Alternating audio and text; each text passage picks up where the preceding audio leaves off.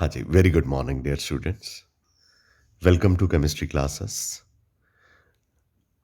हमने कल oxides of nitrogen के स्ट्रक्चर्स बनाए थे और ऑक्साइड ऑफ नाइट्रोजन के स्ट्रक्चर्स को हम आगे कंटिन्यू करते हैं। हमने कल पढ़ा था कि नाइट्रोजन के 5 ऑक्साइड्स हैं जिनमें उनकी ऑक्सीडेशन स्टेट +1 +2 +3 +4 और +5 हैं इन N2O NO dinitrogen trioxide, dinitrogen tetroxide and dinitrogen pentoxide. ये हमने कल डिटेल में इनके स्ट्रक्चर्स जो थे पढ़े थे।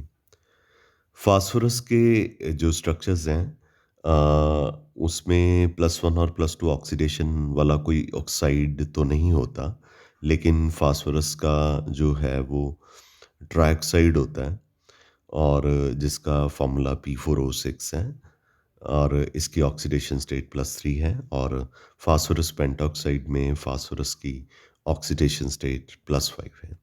ऐसे ही आर्सेनिक, एंटीमनी और बिस्मिथ के ट्राइऑक्साइड के स्ट्रक्चर होते हैं और इनके पेंटॉक्साइड जो है वो प्रेजेंट होते हैं। नीचे आप देखिए यहाँ पे लिखा हुआ है कि एसिडिक नेचर डिक्रीज कर रही है, यानी नाइट्रोजन से ऑक्साइड से लेके बिस्मिथ के ऑक्साइड तक एसिडिक नेचर डिक्रीज कर रही है। तो उसका क्या रीज़न है? उसका रीज़न है कि नाइट्रोजन और फास्फोरस जो है वो नॉन मेटल हैं, तो नेचुरली इनकी एसिडिक स्ट्रेंथ ज़्यादा होगी। आर्सेनिक और एंटीमनी जो है वो मेटलॉइड हैं, तो एसिडिक स्ट्रेंथ डिक्रीज कर जाएगी। बिस्मिथ जो है वो मेटल है, तो मेटल का जो ऑक्साइड होता है वो एसिडिक नहीं होता, वो बेसिक होता है। इसका मतलब हम नाइट्रोजन के से बिस्मिथ के ऑक्साइड तक जाएंगे तो एसिडिक करैक्टर जो है वो क्या करेगा, डिक्रीज करेगा। यहाँ पे अब किसी भी ऑक्साइड का कंपैरिजन ले लिया है, ट्राई ऑक्साइड का, नाइट्रोजन का, फास्फोरस का, आर्सेनिक का, एंटीमनी का, बिस्मिथ का, तो लेफ़्ट टू राइट जाएंगे तो इनकी एसिडिक नेचर डिक्रीज करेगी क्योंकि नॉन मेटेलिक करैक्टर जो है वो डिक्रीज करता है और मेटेलिक करैक्टर जो है वो क्या करता है, इंक्रीज करता है, जैसे कि मैंने यहाँ पे बताया। ऐसे ही अगर आप पेंटॉक्साइड के ऑक्साइड का एसिडिक नेचर को कंपेयर करेंगे तो यहाँ पे भी वही कंसेप्ट लगेगा कि नाइट्रोजन पेंटॉक्साइड से बिस्मिथ पेंटॉक्साइड तक जाते जाते नॉन मेटेलिक करैक्टर डिक्रीज करता है और मेटेलिक करैक्टर जो है वो इंक्रीज करता है, इसलिए एसिडिक नेचर जो है वो क्या करती है, डिक्रीज करती है। क्लियर है बेटा?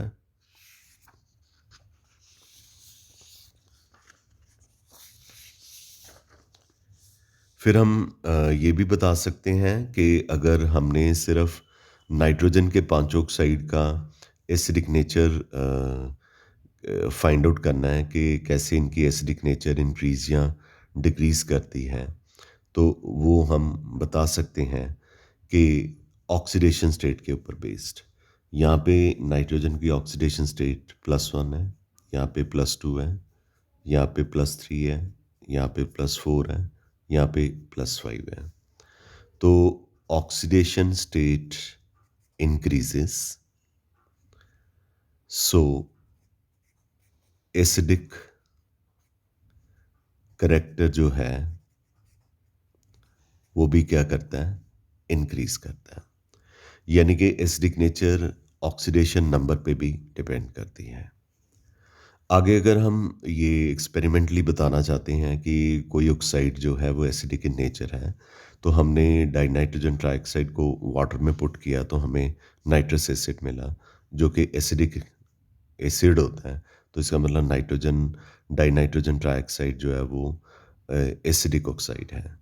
ऐसे ही फास्फोरस ट्राइऑक्साइड को हमने वाटर में पुट किया तो हमें फास्फोरस एसिड मिला जिसका नाम ही एसिड है, तो एसिडिक ही होगा।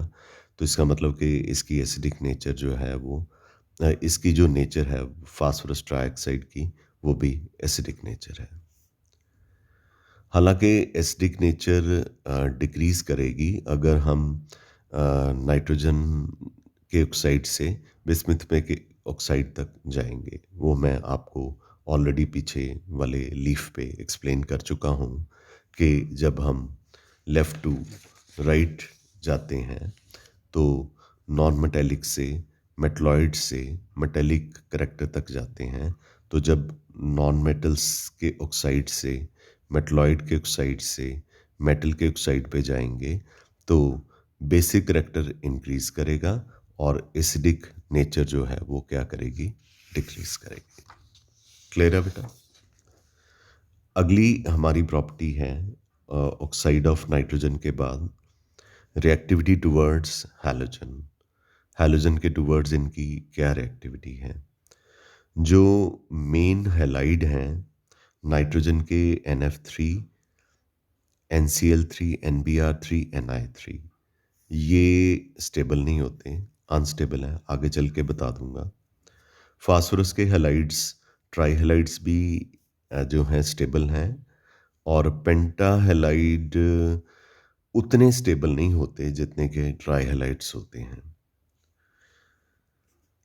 नाइट्रोजन पेंटा हैलाइड नहीं बना सकता बिकॉज इसकी कोवलेंसी हमने पढ़ा था, ये 4 तक एक्सपैंड कर सकता है, और मोर ओवर नाइट्रोजन की कॉन्फ़िगरेशन लिखेंगे तो उसमें डी ऑर्बिटल एब्सेंट होता है, तो ये अपनी कोवलेंसी को एक्सपैंड नहीं कर पाता। जबकि फास्फोरस अपनी कोवलेंसी को 3 से 5 तक एक्सपैंड कर लेता है, इवन के 6 तक भी कर सकता है। तो पहले हम ट्राई हैलाइड्स, बिस्मिथ जो है वो has very little tendency to form pentahalides because इसकी अंदर इनर्ट पेयर इफेक्ट के बारे में हमने पढ़ा था। तो इनर्ट पेयर इफेक्ट में इसके एस ऑर्बिटल के इलेक्ट्रॉन बॉन्डिंग में पार्टिसिपेट ही नहीं करते, तो ये 3 बॉन्ड जो है वो शेयर करता है या 3 इलेक्ट्रॉन लूज़ करता है, तो 3 ही बॉन्ड बनाता है। तो इसलिए बिस्मिथ का पेंटा हैलाइड जो है हमारे पास नहीं होगा। बाकी आर्सेनिक और एंटीमनी का ट्राई हैलाइड्स भी होंगे और पेंटा हैलाइड्स भी होंगे। अब हम ट्राई हैलाइड्स पे आ जाते हैं। तो जो ये नाइट्रोजन फैमिली के मेंबर्स हैं हैलोजन्स के साथ डायरेक्टली कंबाइन करके MX3 यानी कि नाइट्रोजन का ट्राई हैलाइड जो है वो बना देते हैं, या फास्फोरस का या आर्सेनिक का या एंटीमनी का या बिस्मिथ का। ये try halides mainly covalent in nature होते हैं, बिस्मिथ ट्राइफ्लोराइड को छोड़ के, जो कि आयनिक इन नेचर है। क्योंकि बिस्मिथ मेटल है और ये इलेक्ट्रॉन लूज करता है, तो more over highly electronegative fullerene के साथ अटैच है, तो ये इलेक्ट्रॉन लूज करके कौन सी नेचर में हो जाता है, आयनिक इन नेचर हो जाता है। NF3 के बारे में मैंने बताया कि स्टेबल होता है, और NCl3, NBr3, Ni3 are not stable, ये स्टेबल जो है वो नहीं होते।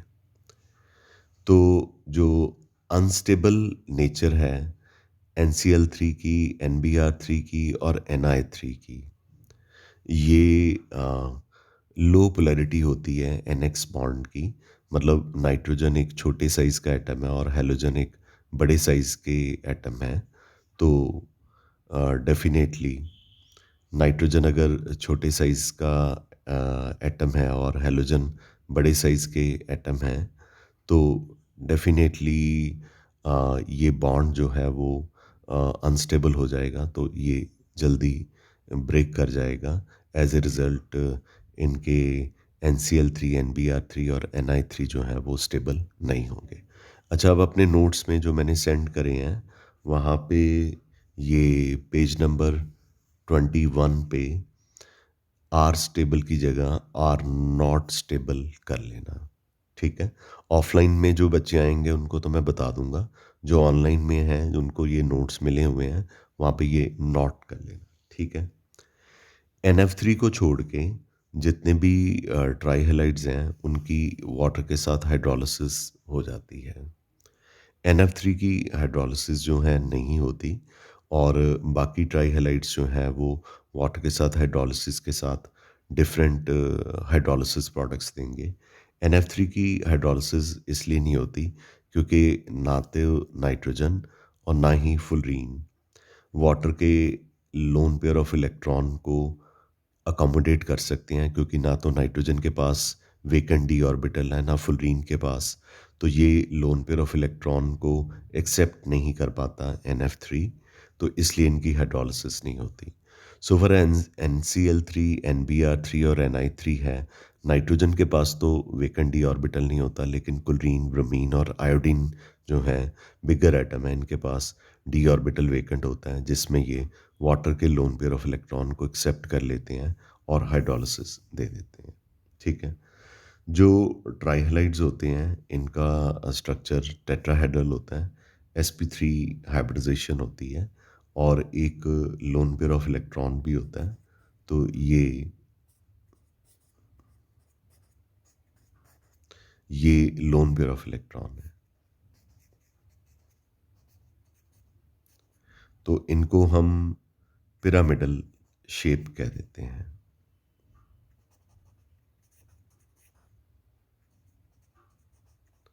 तो ये पिरामिडल शेप होती है।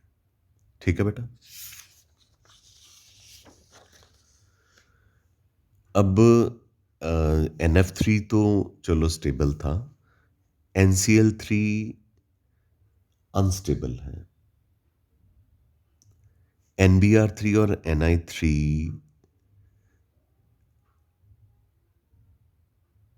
हैं तो अनस्टेबल, पर ये अमोनिया के साथ अनस्टेबल अमोनिएट बना देते हैं, और ये अमोनिएट स्टेबल होते हैं सिर्फ मॉइस्ट स्टेट में।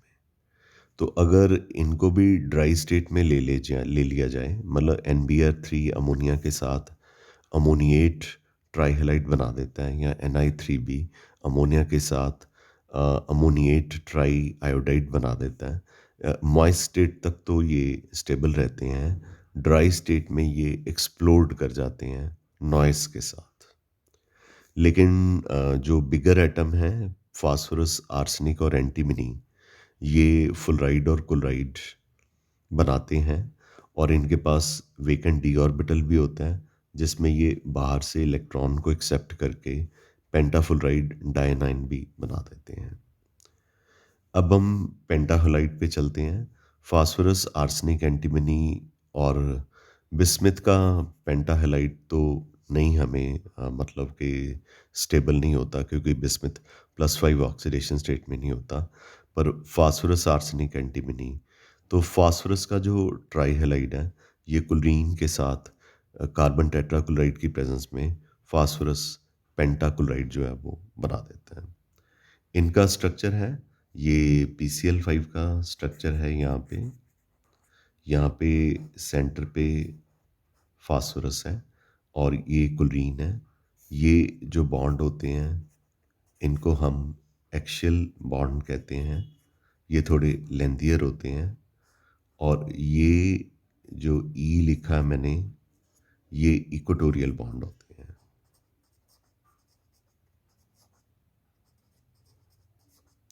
इक्वेटोरियल बॉन्ड थोड़े छोटे होते हैं और एक्सियल बॉन्ड थोड़े बड़े होते हैं। तो यहाँ पे 120 डिग्री का एंगल है और ये 90 डिग्री का एंगल है। ये +1 में हम पढ़ते हैं हाइब्रिडाइजेशन के अंदर।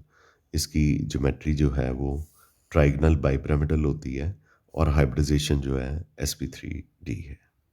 Got it.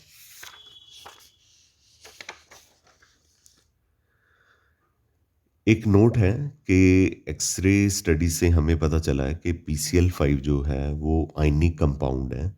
ये इस तरह से PCl5 की फॉर्म में नहीं एग्जिस्ट करता, डाइमर की फॉर्म में एग्जिस्ट करता है, जिसमें एक हिस्सा PCl4 पॉजिटिव होता है कटोइनिक फॉर्म में, और एक हिस्सा PCl6 नेगेटिव होता है। यानी 2 फास्फोरस हो गए और 10 क्लोरीन हो गए। यहाँ पे PCl5 लिखा ना, तो ये डाइमर है एक तरह का। तो जो कंडाइनिक हिस्सा है वो sp3 हाइब्रिडाइज्ड होता है और वो टेट्राहेड्रल होता है, और जो अनाइनिक हिस्सा है वो ऑक्टाहेड्रल होता है, और ये sp3d2 हाइब्रिडाइजेशन शो करता है। ऐसे ही PBr5 जो है PBr प्लस, PBr4 प्लस और Br नेगेटिव की फॉर्म में एग्जिस्ट करता है, मतलब इसमें ये डायमेरिक नहीं है, ये मोनोमर ही है। अब ये जो PCl5 वगैरह हैं और SbCl5 एंटीबनी पेंटाक्लोराइड है, ये लुईस एसिड है। ये अपने वेकेंट डी ऑर्बिटल में इलेक्ट्रॉन को एक्सेप्ट करके इनके ऊपर एक नेगेटिव चार्ज आ जाएगा और अपनी वैलेंसी को 5 से 6 तक एक्सपैंड कर लेते हैं। तो ये मेटल के साथ रिएक्ट करते हैं। कैल्शियम के साथ अगर नाइट्रोजन रिएक्ट करेगा तो कैल्शियम नाइट्राइड मिल जाता है। फास्फोरस अगर कैल्शियम के साथ रिएक्ट करता है तो कैल्शियम फास्फाइड मिल जाता है। इनमें इनकी ऑक्सीडेशन स्टेट +-3 है। जिंक के साथ एंटीमनी रिएक्ट करके जिंक एंटीमोनेट बना देता है और बिस्मिथ के साथ मैग्नीशियम रिएक्ट करके मैग्नीशियम बिस्मिथाइड बना देता है। ठीक है। तो ये था कंसेप्चुअल पार्ट। अब हमारा जो है वो कुछ लर्निंग पार्ट है। नाइट्रोजन गैस, नाइट्रोजन जो है वो एटमॉस्फेयर में 78% फाइंड आउट की जाती है, अर्थ की क्रस्ट में भी। इनकी प्रिपरेशन, अमोनियम क्लोराइड को सोडियम नाइट्रेट से ट्रीट करो तो नाइट्रोजन गैस मिल जाती है। डाइक्रोमेट को, अमोनियम डाइक्रोमेट को हीट करने से भी नाइट्रोजन गैस मिल जाती है। प्योर नाइट्रोजन जो है बेरियम अजाइड से मिलती है। बेरियम अजाइड को हीट करने पे आपको नाइट्रोजन और बेरियम मिल जाता है। फिजिकल प्रॉपर्टीज़ आप मैनेज कर सकते हैं, जैसे ये कलरलेस है, टेस्टलेस है, ये बड़ी सिंपल सी चीज़ें हैं। हाँ, नाइट्रोजन नॉन पॉइजनस है, पर एनिमल इसकी प्रेजेंस में और ऑक्सीजन की एब्सेंस में ह्यूमन बीइंग भी रह नहीं सकते, और ये कंबशन में हेल्प नहीं करती और नॉन कम्बस्टिबल गैस होती है। अब ये गैसेस का पार्ट आ जाता है ना, तो इसमें लर्निंग पार्ट होता है। जो पहला पार्ट था वो सारा कंसेप्चुअल पार्ट था। तो आपने ऑफलाइन क्लास लगाने के साथ साथ ऑनलाइन क्लासेस के वीडियोस भी ज़रूर देखने हैं। डाइनाइट्रोजन के अंदर नाइट्रोजन और नाइट्रोजन के बीच में ट्रिपल बॉन्ड होता है। पीछे भी मैंने अनॉमलस बिहेवियर में बताया था। तो इसके बॉन्ड को ब्रेक करने के लिए 946 किलो जूल एनर्जी चाहिए। और ये केमिकल एक्टिविटी जो है वो सिर्फ हाई टेम्परेचर पे नाइट्रोजन गैस शो करती है। लिटमस के टुवर्ड्स ये न्यूट्रल है। ऑक्सीजन के साथ रिएक्ट करके नाइट्रिक ऑक्साइड बना देती है, और इससे फिर हम नाइट्रिक एसिड बनाएंगे इसी फैमिली में, जो हमारा अगले वीडियो में होगा। नाइट्रोजन हाइड्रोजन के साथ कंबाइन करके अमोनिया बनाती है। मेटल के साथ कंबाइन करके उनके नाइट्राइड्स बनाती है। कैल्शियम क्लोराइड के साथ रिएक्ट करके हमें कैल्शियम साइनामाइड मिल जाता है। ये जो कैल्शियम साइनामाइड है, अब जो चीज़ इम्पॉर्टेंट है, कैल्शियम साइनामाइड और कार्बन, ये जो हैं इनको टेक्निकली नाइट्रोलियम कहा जाता है, और ये फर्टिलाइज़र का काम करते हैं। ठीक है। अब ये गैसेस का काम आ गया ना सारा। कैल्शियम साइनामाइड की हाइड्रोलिसिस कर दें तो अमोनिया गैस मिल जाती है। डाइनाइट्रोजन इनएक्टिव है। कार्बन मोनोऑक्साइड और साइनाइड, इन तीनों की में खास बात है कि इलेक्ट्रॉन्स का नंबर सेम होता है, आइसो इलेक्ट्रॉनिक है। पर जो नाइट्रोजन है वो इनर्ट है, और जो कार्बन मोनोऑक्साइड और साइनाइड आयन है ये रिएक्टिव है। तो डाइनाइट्रोजन इनर्ट है क्योंकि इसमें दोनों नाइट्रोजन एक ही इलेक्ट्रोनेगेटिविटी के हैं, तो बॉन्ड की पोलैरिटी कोई नहीं है। जबकि कार्बन मोनोऑक्साइड में कार्बन और ऑक्सीजन की इलेक्ट्रोनेगेटिविटी डिफरेंट है। कार्बन साइनाइड के आयन में भी कार्बन और नाइट्रोजन की इलेक्ट्रोनेगेटिविटी डिफरेंट होने की वजह से ये रिएक्टिव है। एक्टिव नाइट्रोजन एक एक्स्ट्रा टॉपिक मैंने इसमें डाला हुआ है। अगर आप इलेक्ट्रिक डिस्चार्ज को लो प्रेशर पे नाइट्रोजन गैस के थ्रू पास करने के लिए अलाउ करें, और एक ब्रिलियंट लुमिनेसेंस ऑब्जर्व होती है, तो उसके बाद जो नाइट्रोजन हमें मिलती है, पहले भी नाइट्रोजन थी, अब आपने उसमें सिर्फ लो प्रेशर पास किया। अब जो नाइट्रोजन मिलेगी लो प्रेशर पास करने के बाद, वो बहुत ही एक्टिव होती है। इस तरह की नाइट्रोजन को हम एक्टिव नाइट्रोजन कह देते हैं। हालाँकि ये बहुत स्टेबल नहीं होती, धीरे-धीरे ये अपनी नॉर्मल फॉर्म में कन्वर्ट हो जाती है। यूजेस आप याद कर सकते हैं, तो ये इलेक्ट्रिक बल्ब्स को फिल करने के लिए यूज़ किया जाता है। ये ammonia nitric acid, calcium cyanamide बनाने के काम आता है। रेफ्रिजरेंट के तौर पे यूज़ किया जाता है।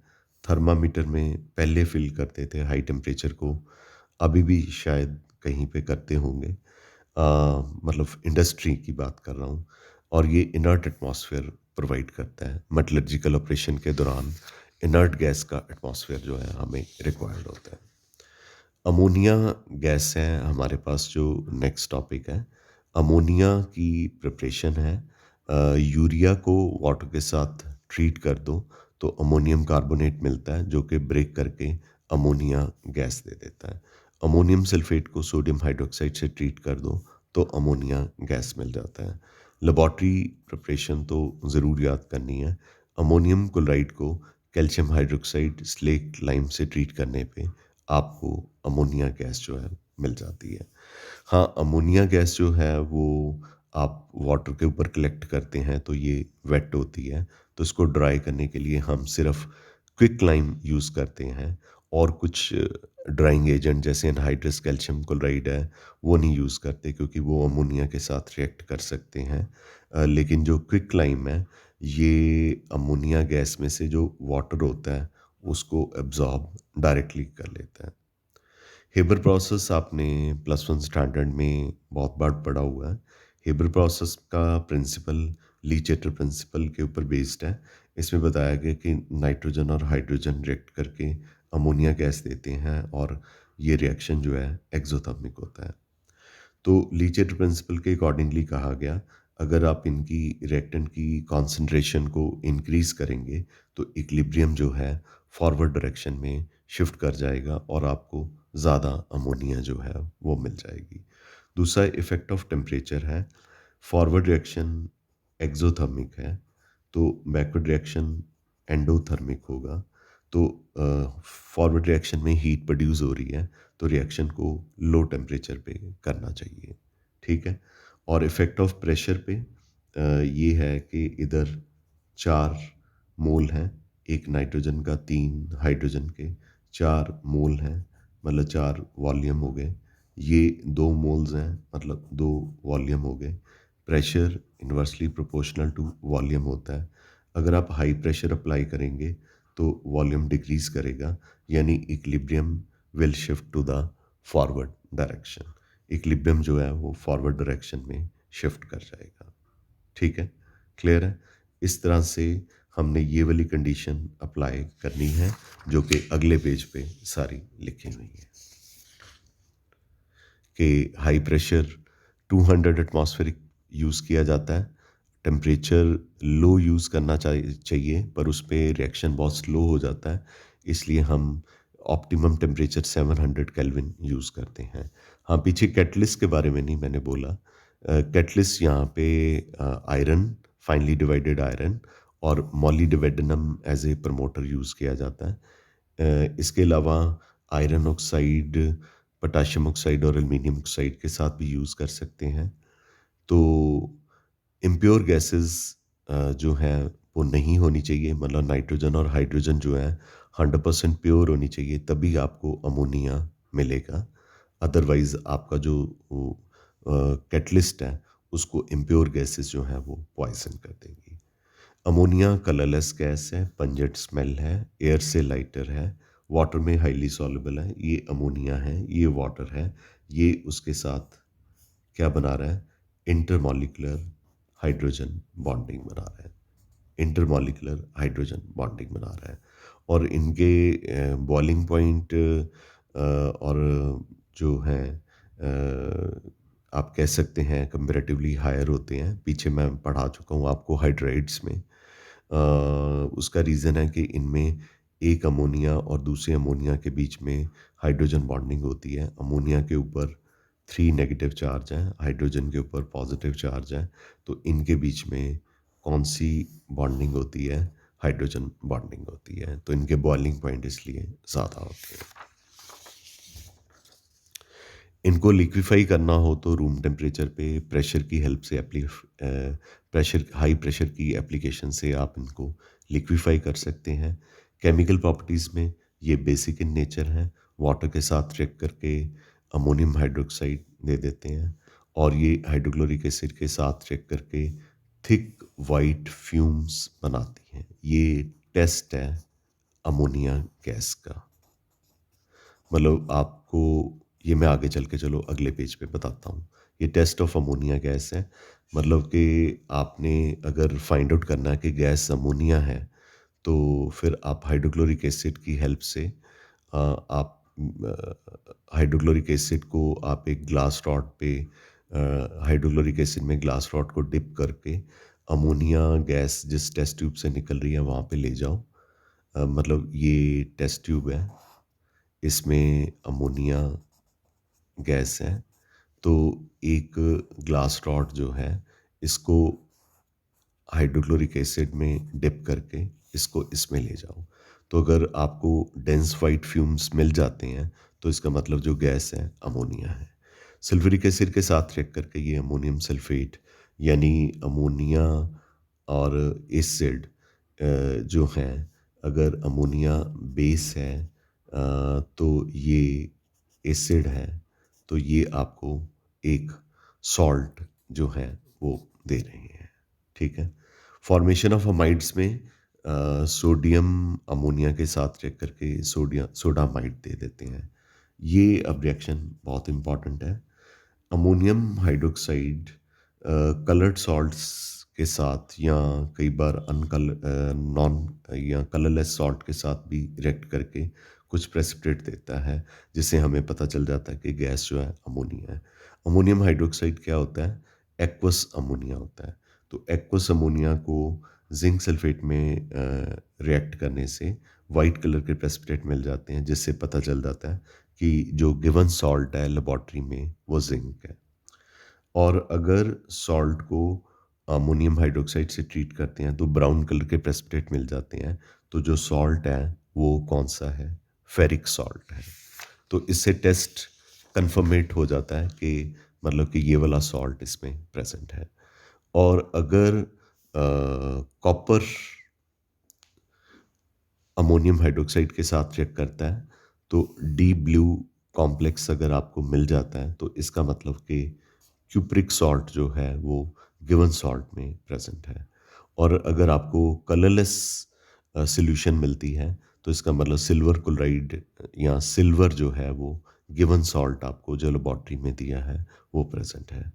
और अगर आपको वाइट जिलेटिनस जिलेटिनस होती है, जैसे गम नहीं होती, गम आप लगाते हो ना, उसके तरह के प्रेसिपिटेट मिल जाते हैं, तो एल्युमिनियम जो है सॉल्ट में प्रेजेंट है। मतलब वो आपको क्या करेंगे कि सॉल्ट दे देंगे और अमोनिया के साथ उसका टेस्ट करने पे अगर आपको इनमें से कोई प्रेसिपिटेट किसी कलर का मिल जाता है तो आपको उस सॉल्ट का नाम पता चल जाता है। ठीक है। नेस्लर एजेंट जो है ये पोटाशियम मर्क्यूरिक आयोडाइड होता है, इसे नेस्लर एजेंट कहते हैं। ये अमोनिया के साथ अल्कलाइन सॉल्यूशन में रिएक्ट करके ब्राउन प्रेसिपिटेट देता है, NH2HgOHgI। इसे आयोडाइड ऑफ मिलन बेस कहते हैं। MCQs के लिए ये बहुत ही इम्पॉर्टेंट है। कार्बन डाइऑक्साइड के साथ रिएक्ट करके ये हमें यूरिया दे देते हैं। बाकी यूजेस तो बेटा आप कर सकते हो। लिक्विड अमोनिया रेफ्रिजरेशन में यूज़ किया जाता है। इसके अलावा अमोनियम हाइड्रोक्साइड बनाने के काम आता है। क्वालिटेटिव और क्वांटिटेटिव एनालिसिस, ये जो एनालिसिस हमने क्वालिटेटिव किया था, ये क्वालिटेटिव एनालिसिस था। नाइट्रिक एसिड की प्रिपरेशन में अमोनिया को यूज़ किया जाता है, आर्टिफिशियल सिल्क बनाने के काम आता है। लिक्विड हाइड्रोजन को आप सिलेंडर में कैरी नहीं कर सकते, क्योंकि ये हाइड्रोजन गैस जो है हाईली कंबस्टिबल गैस होती है। तो आप क्या करिए कि अमोनिया को लिक्विफाई कर लीजिए और ट्रांसपोर्ट कर लीजिए। बाद में अमोनिया जब अपनी जगह पे डेस्टिनेशन पे पहुंच जाती है तो इसको डीकम्पोज कर लीजिए हाइड्रोजन और नाइट्रोजन में। और आपको ये अमोनिया को डीकम्पोज करने के लिए आपको कैटलिस्ट रिक्वायर्ड होता है।